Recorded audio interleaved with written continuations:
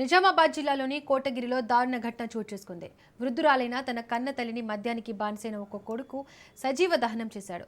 కోటగిరికి చెందిన భూమవ్వ కొడుకు మద్యానికి బానిసై రోజు డబ్బుల కోసం తల్లిని వేధించేవాడు. మద్యం తాగేందుకు డబ్బుల కోసం భూమవ్వతో గొడవపడ్డాడు. ఆమె తన దగ్గర డబ్బులు లేవని చెప్పడంతో దాడి చేసి చంపాడు. తల్లిపై ఇంట్లోని పాత దుస్తులు వేసి నిప్పంటించాడు. కన్న తల్లిని నిప్పు పెట్టి చంపిన ఆ కసాయి కొడుకును పోలీసులు అదుపులోకి తీసుకున్నారు. ఘటనపై పోలీసులు కేసు నమోదు చేసి దర్యాప్తు చేపట్టారు.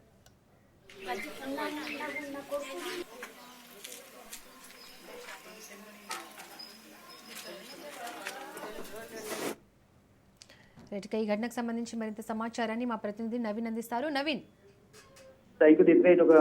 తాగిన మైకంలో డబ్బుల కోసం కన్న తల్లిని కూడా కలర్చాడు ఒక కసాయి కొడుకు. అయితే ఈ సంఘటన కామారెడ్డి నిజామాబాద్ జిల్లా కోటగిరి మండలంలో చోటు చేసుకుంది.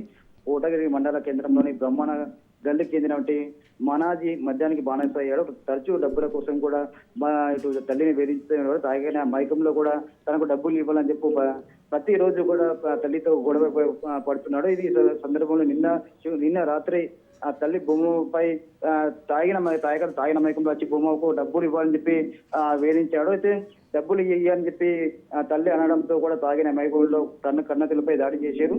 బతుకుండగానే నిప్పు పెట్టి హతమార్చాడు. ఈ వెంటనే చుట్టుపక్కల అరుపుల కేకలు వినవడంతో చుట్టుపక్కల వాళ్ళు అక్కడికి వచ్చి ఆపే ప్రయత్నం చేశారు. అప్పటికే కూడా ఆ తల్లి పూర్తిగా మృతి చెందింది.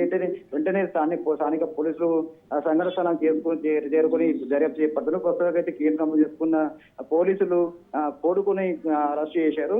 అయితే కేవలం డబ్బులు మధ్యన తాగిన మైకంలో డబ్బుల కోసమే కన్న తల్లిని హతమార్చినట్టు కూడా పోలీసులు ప్రాథమికంగా నిర్వహించిన పరిస్థితి మాత్రం కనిపిస్తుందని చెప్పవచ్చు. Deepika. Right Naveen, thank you. నైట్కు ఇట్లా తినబెట్టడానికి వచ్చినాము, తినబెడతామని వచ్చినాము. ఒకరోజు తినబెట్టేసి వెళ్ళినాము. మా మామ వచ్చి చెప్పింది ఇట్లా చనిపోయింది చేసినాము చెప్పినాము. పోయినాము, మొత్తం బయట వేసినాము, చూసినాము, ఎట్లా వేసింది చూసినాము. మొత్తము పట్టుకొచ్చి రాగా కింద వేయగా మొత్తము తలకు మొత్తం దెబ్బడాకింది. తలకట్లా దెబ్బడాకింది చూసుకున్నాము. మళ్ళీ రాత్రికి ఏమైంది, తలకట్లా అగ్గి పెట్టేసిండు చేసిండు. మేము అందరికి పెట్టుకున్నాం చేసుకున్నాం, బయట కూర్చున్నాము. మాకు కూడా చంపేస్తున్నారు, మాకు బతకని అన్నారు, చెయ్యనియరు. మాకు ఏదైనా అడ్డం వచ్చిందనుకో మీకు చంపేస్తామని అన్నారు. మా మామ ఇక బయట వేసినాము చేసినాము. మొత్తం తలకంత దెబ్బ, ఒక కన్ను మొత్తం లోపలికి వెళ్ళిపోయింది. మొత్తము కాయ మధ్యలో నైట్కు 12-1కి కూడా పోలీసులకు ఫోన్ చేసినాము. వాళ్ళు కూడా వచ్చిరు, జస్ట్ ఏం చేసి వాళ్ళు వచ్చిరు, వాటర్ పోసిరు. ఆయనకి వాళ్ళని వాటర్ పోయంగానే ఆయన మత్తు దిగిండు. అప్పుడు నాకు గెడ్డిచ్చిండు, ఎందుకంటే నువ్వే మొత్తం చేసినావు, నువ్వే కేసు పెడుతున్నావు నా మీద, నీకు మాత్రం వద్ది పెట్టా, నీకు మాత్రం చంపేస్తా. వికారాబాద్లో మహిళా కానిస్టేబుల్ దివ్య ఆత్మహత్యకు పాల్పడింది. దివ్య ఉరి వేసుకుని సూసైడ్ చేసుకుంది. కోట్పల్లి పిఎస్లో విధులు నిర్వహిస్తూ దారూర్ సిఐ కార్యాలయంలో మహిళా కానిస్టేబుల్ అటాచ్గా పనిచేస్తున్నారు. మృతురాలు సూసైడ్ లెటర్ రాసి ఆత్మహత్య చేసుకున్నట్లు తెలిపారు. దరూర్ పోలీస్ స్టేషన్లో రైటర్గా పనిచేస్తున్న దివ్య సూసైడ్ లెటర్లో నా చావుకు ఎవరు కారణం కాదు, నాన్న లేకపోవడం వల్లే మనకు ఇవన్నీ బాధలు అని లేఖలు రాసినట్లు సిఐ వెల్లడించారు. పోలీసులు కేసు నమోదు చేసుకుని దర్యాప్తు చేస్తున్నారు.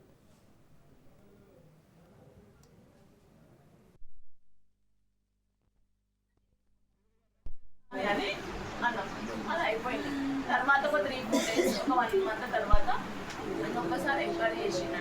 అయితే ఇదేమన్నాడు, డిపార్ట్మెంట్ వద్దురా పిల్లలకు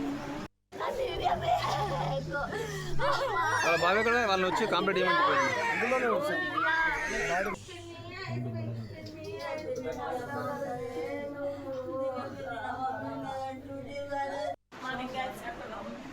చేసుకుందాం చూద్దాం ఒకసారి అని అన్నాం. అది అయిపోయింది. తర్వాత ఒక 3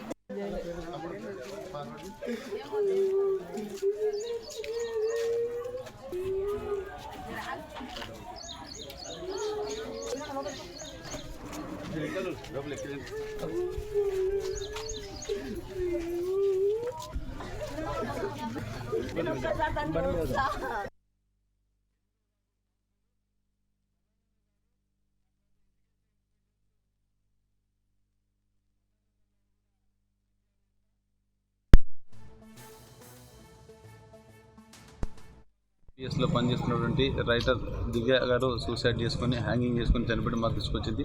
ఇక్కడికి వచ్చిన తర్వాత చూసినట్టయితే ఆమె చున్నీకి తన గొంతు బిగించుకొని వేలాడి కింద కాలాన్ని చనిపోయినట్టు తెలుస్తూ ఉంది. ఆమె మరణానికి గల కారణాలు ఇప్పటిదాకా తెలియలేదు.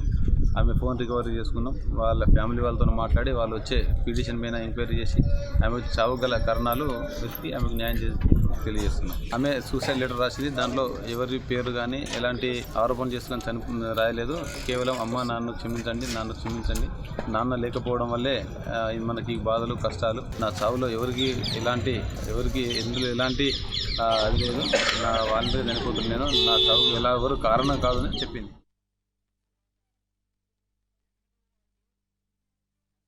కామన్గా మాట్లాడింది, ఎట్లా ఏం చేస్తున్నావు, నేను ఏం చేస్తున్నాను అన్నది. తర్వాత సండే ఇట్లా చుట్టాలు వస్తున్నారు చూడడానికి అన్నది.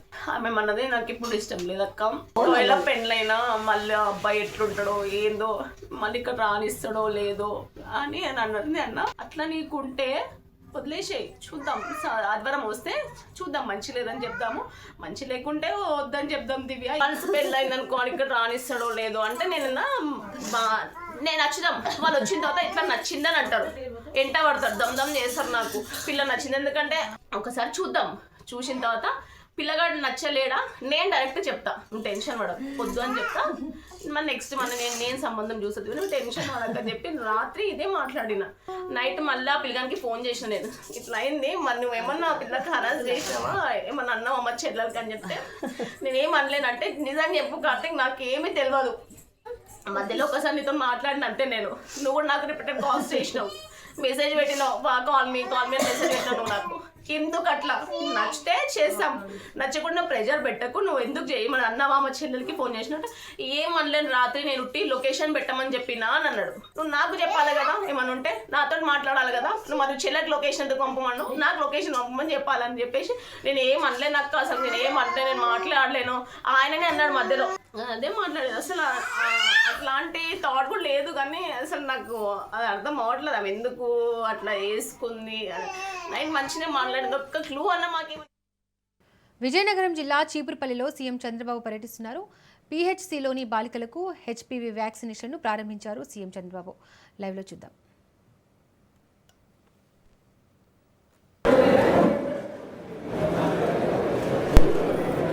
ఓకే అమ్మా, good, all the best. Okay అమ్మా, థ్యాంక్ యూ. గుడ్ సార్, ఫోన్లో తీసుకోవచ్చు.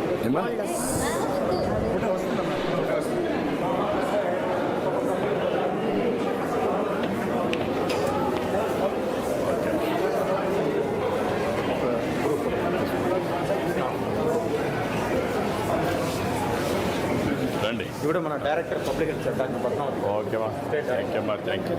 రండి రండి, అటు ఇటు రండి, మీరు డాక్టర్స్ రండి ముందుగా, మీరు ఈ పక్క పాలిటీషియన్స్ ఈ పక్క రండి, డాక్టర్స్ అంతా పక్క రండి, డాక్టర్స్ అంతా రండి, కొంచెం పొడుగు ఉండేవాళ్ళు ఎన్నిక రండి డాక్టర్స్. కలెక్టర్ గారిది కూడా నర్సరెడ్డి రండి.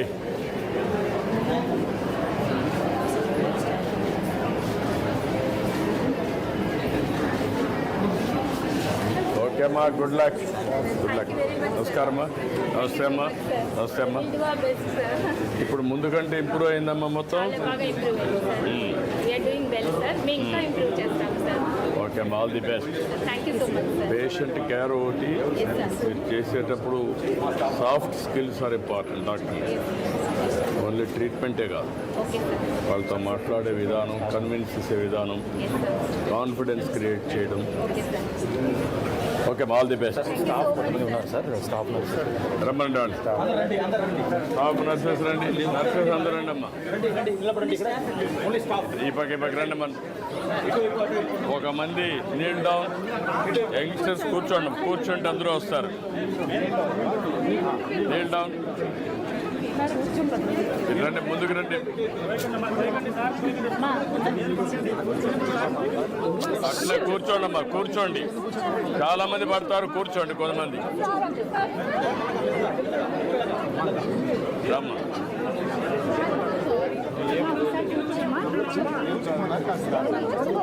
కానమ్మా.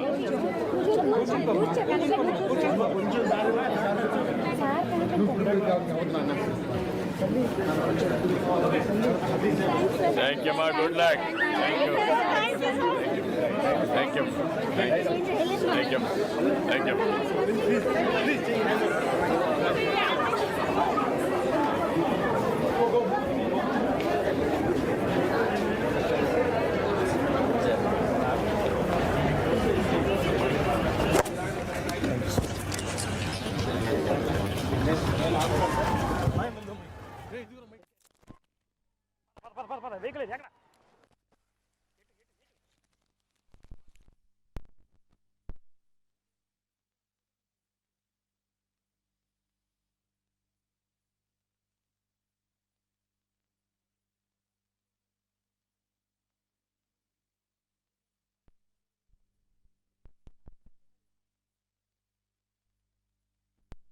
आई गई है। प्रधानमंत्री यहाँ पर खुद मौजूद हैं। कुछ ही देर में अजमेर में एक सार्वजनिक जो सभा है उसको संबोधित करेंगे। तो जो डिजिटल टीकाकरण यू-विन है, आप देख सकते हैं कि कैसे హెచ్పివి వ్యాక్సిన్ డ్రైవ్ను ప్రధాని మోడీ ప్రారంభించారు. దేశవ్యాప్తంగా 14-15 ఏళ్ల బాలికలకు ఉచితంగా హెచ్పివి టీకా వేయనున్నారు. రాజస్థాన్ అజ్మీర్ వేదికగా వ్యాక్సినేషన్ ప్రారంభించారు.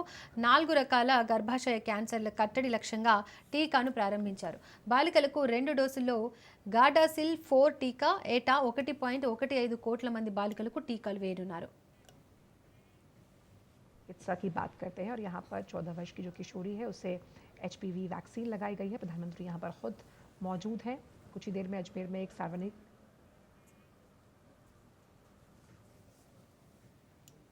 मंत्रिमंडल में मेरे साथी भगीरथ चौधरी जी, उप मुख्यमंत्री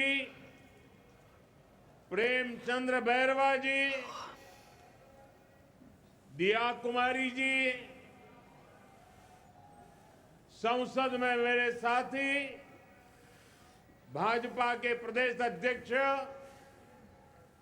मदन राठौड़ जी, उपस्थित अन्य मंत्रीगण, अन्य महानुभाव और राजस्थान के मेरे प्यारे भाई और बहनों, मैं पूज्य संतों का बहुत आभारी हूं कि हमें आशीर्वाद देने के लिए इतनी बड़ी संख्या में पूज्य संतगण यहां मौजूद है। साथियों, अजमेर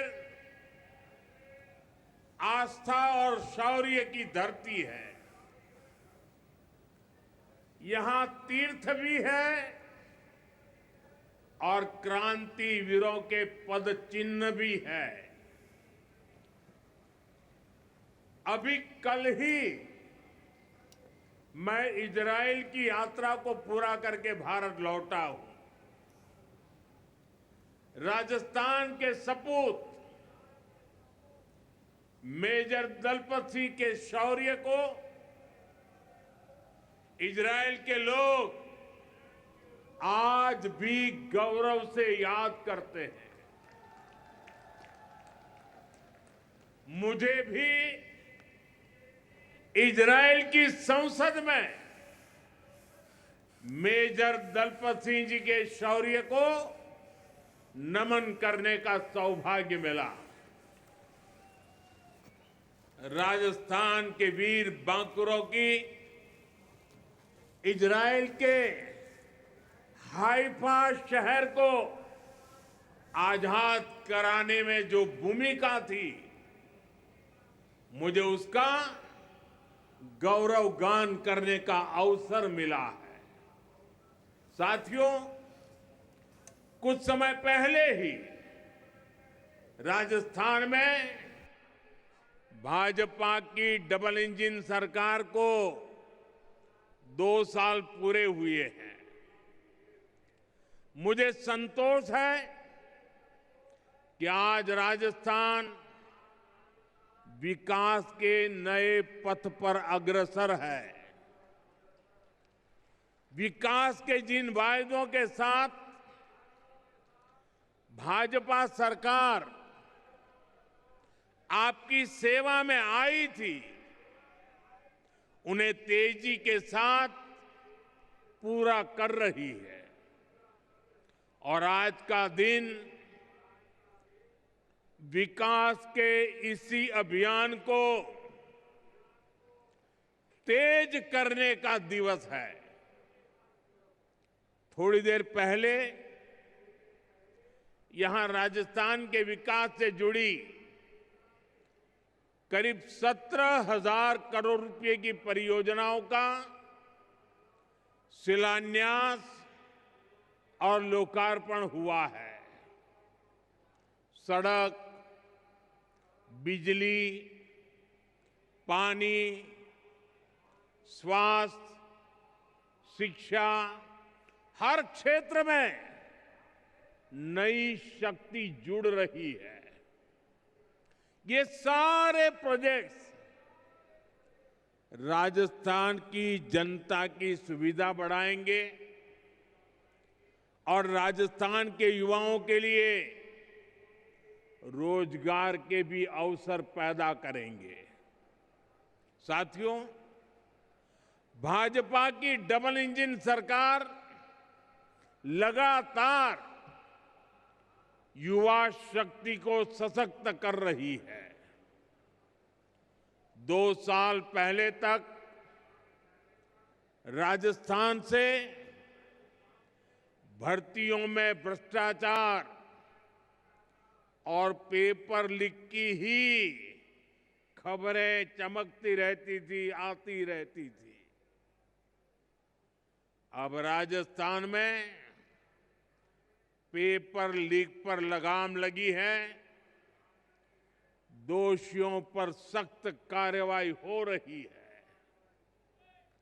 आज यहां इसी मंच से राजस्थान के 21,000 से अधिक युवाओं को नियुक्ति पत्र भी सौंपे गए हैं। ये बहुत बड़ा बदलाव आया है। मैं इस बदलाव के लिए, नई नौकरियों के लिए, विकास के सभी कामों के लिए राजस्थान के आप सभी लोगों को बहुत बहुत बधाई देता हूं। साथियों, आज वीरांगनाओं की इस धरती से मुझे देश भर की बेटियों के लिए एक अहम अभियान शुरू करने का अवसर मिला है। यहां अजमेर से HPV वैक्सीनेशन अभियान शुरू हुआ है। ये अभियान देश की नारी शक्ति को सशक्त करने की दिशा में अहम कदम है। साथियों, हम सब जानते हैं कि परिवार में जब मां बीमार होती है तो घर बिखर सा जाता है।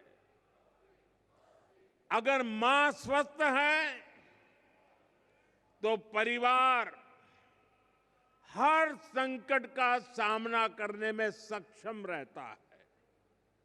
इसी भाव से भाजपा सरकार ने महिलाओं को संबल देने वाली अनेक योजनाएं चलाई है। साथियों, हमने 2014 से पहले का वो दौर देखा है जिसमें शौचालय के अभाव में बहनों बेटियों को कितनी पीड़ा, कितना अपमान झेलना पड़ता था। बच्चियां स्कूल छोड़ देती थी क्योंकि वहां अलग टॉयलेट की सुविधा नहीं होती थी। गरीब बेटियां सैनिटरी पैड्स नहीं ले पाती थी। पहले जो सत्ता में रहे उनके लिए ये छोटी बातें थी, इसलिए इन समस्याओं की चर्चा तक नहीं होती थी। लेकिन हमारे लिए ये बहनों बेटियों को बीमार करने वाला, उनके अपमान से जुड़ा संवेदनशील मसला था। इसलिए हमने इनका मिशन मोड पर समाधान किया। साथियों, गर्भावस्था के दौरान कुपोषण माताओं के जीवन के लिए बहुत बड़ा खतरा होता था। हमने सुरक्षित मातृत्व के लिए योजना चलाई। मां को पोषक आहार मिले, इसके लिए 5,000 रुपया बहनों के खाते में जमा करने की योजना शुरू की। मां धुएं में खांसती रहती थी, लेकिन उब तक नहीं करती थी। हमने कहा ये नहीं चलेगा, और इसलिए उज्ज्वला गैस योजना बनी। ये सब इसलिए संभव हुआ क्योंकि भाजपा सरकार सत्ता भाव से नहीं,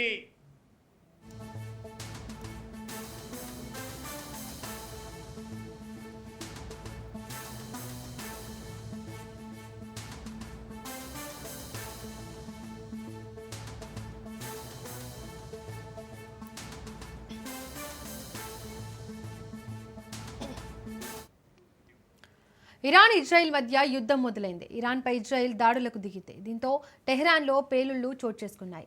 ఈ దాడులకు పాల్పడింది తామేనని ఇజ్రాయెల్ ప్రకటించింది. దీంతో ఇజ్రాయెల్ సైన్యం దేశ పౌరులను అప్రమత్తం చేసింది. దాడులు జరిగే అవకాశం ఉందని హెచ్చరికలు జారీ చేసింది. ఇజ్రాయెల్లో స్కూళ్లు, కార్యాలయాలు మూసివేశారు.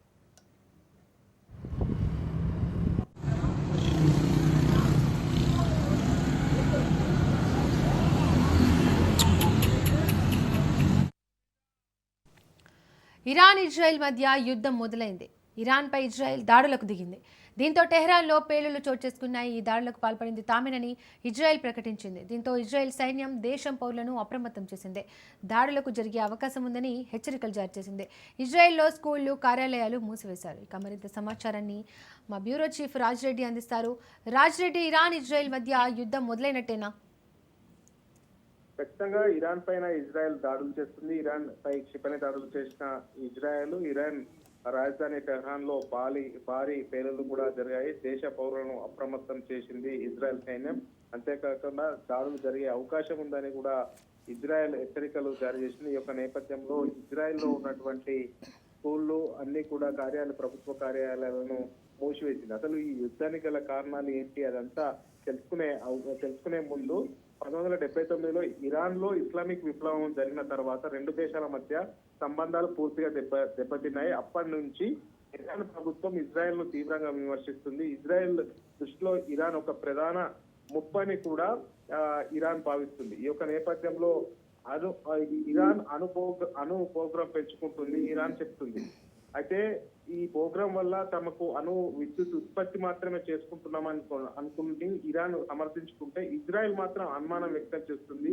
అణు ఇంధన శుద్ధి స్థాయి పెంచుతుంది, భవిష్యత్తులో ఆయుధం తయారు చేసే అవకాశం ఉంది అనేది కూడా ఇజ్రాయెల్ అనుమానం వ్యక్తం చేస్తుంది. అయితే ఈ రకంగా మొత్తం చూసుకున్నట్టయితే ఇదంతా కూడా అణు ఆయుధాలు తయారు చేస్తుంది. దీనివల్ల ఇజ్రాయెల్ కు ముప్పు వచ్చే అవకాశాలు ఉన్నాయనేది కూడా ఇజ్రాయెల్ ఇరాన్ పైన భావిస్తుంది. అందులో భాగంగానే ఇదంతా కూడా దాడులు జరుగుతున్నాయని కూడా మనం చెప్పుకోవచ్చు. ఎందుకంటే ఇదంతా కూడా ఇరాన్ అణు బాంబులు తయారు చేస్తే దానివల్ల నష్టం జరిగేది ఇజ్రాయెల్ అనేది కూడా ప్రధానంగా ఉంది. అయితే ఇదంతా కూడా సిరియాలో ఇరాన్ సైనిక స్థావరాలు పెంచుకుంటుంది అని ఇజ్రాయెల్ భావిస్తుంది. ఈ యొక్క నేపథ్యంలోనే ఇవన్నీ కూడా ఒక దేశానికి ఇంకొక దేశము ప్రతి దాడులు చేసుకుంటుంది. ఇదంతా కూడా మధ్య ప్రాచీనంలో జరుగుతున్నటువంటి పరిస్థితి అయితే కనబడుతుంది. దీనిలో ఆధిపత్య పోరైతే కనబడుతుంది.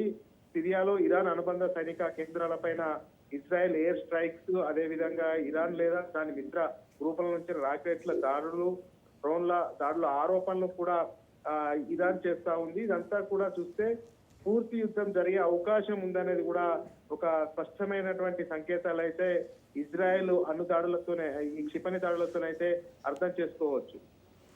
Right Raja Reddy, thank you.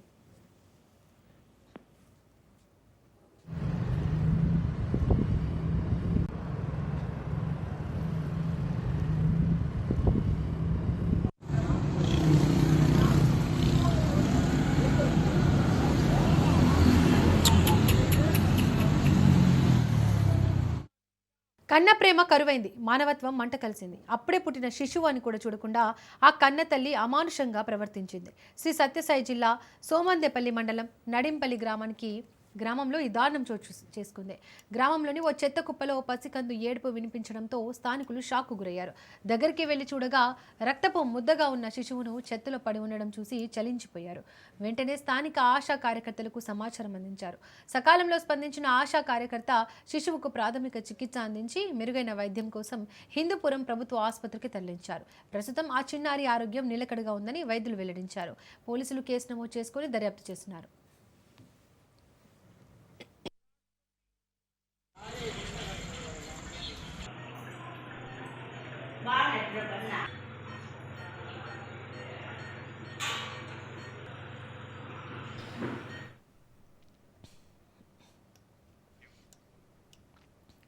కన్న ప్రేమ కరువైంది, మానవత్వం మంట కలిసింది. అప్పుడే పుట్టిన శిశువు అని కూడా చూడకుండా ఆ కన్న తల్లి అమానుషంగా ప్రవర్తించింది. శ్రీ సత్యసాయి జిల్లా సోమందేపల్లి మండలం నడింపల్లి గ్రామంలో ఈ దారుణం వెలుగు చూసింది. గ్రామంలోని ఓ చెత్త కుప్పలో పసికందు ఏడుపు వినిపించడంతో స్థానికులు షాక్కు గురయ్యారు. దగ్గరికి వెళ్లి చూడగా రక్తపు ముద్దగా ఉన్న శిశువును చెత్తలో పడి ఉండడం చూసి చలించిపోయారు. వెంటనే స్థానిక ఆశా కార్యకర్తలకు సమాచారం అందించారు. సకాలంలో స్పందించిన ఆశా కార్యకర్త శిశువుకు ప్రాథమిక చికిత్స అందించి మెరుగైన వైద్యం కోసం హిందూపురం ప్రభుత్వ ఆసుపత్రికి తరలించారు. ప్రస్తుతం ఆ చిన్నారి ఆరోగ్యం నిలకడగా ఉందని వైద్యులు వెల్లడించారు. పోలీసులు కేసు నమోదు చేసుకుని దర్యాప్తు చేస్తున్నారు.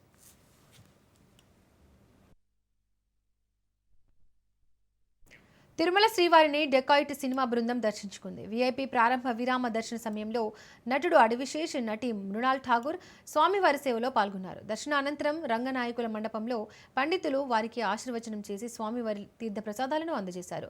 శ్రీవారి ప్రసాదాల నాణ్యత, రుచిపై నటినట్లు హర్షం వ్యక్తం చేశారు. అడివిశేష్, మృణాల్ జంటగా నటించిన డెకాయిట్ ఏప్రిల్ 10న ప్రేక్షకుల ముందుకు రానుంది. తిరుపతిలో చిత్రంలోని రూబారు పాటను విడుదల చేసినట్లు శేష్ తెలిపారు.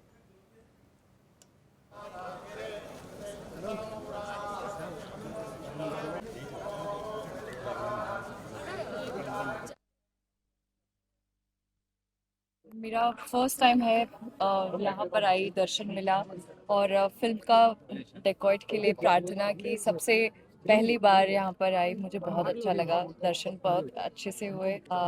बस आशा करती हूँ कि हमेशा हर साल आती रहूँ. నిన్ననే యాక్చువల్లీ ఐఐటి తిరుపతిలో మా సినిమా రూబరు సాంగ్ లాంచ్ చేయడానికి వచ్చామండి.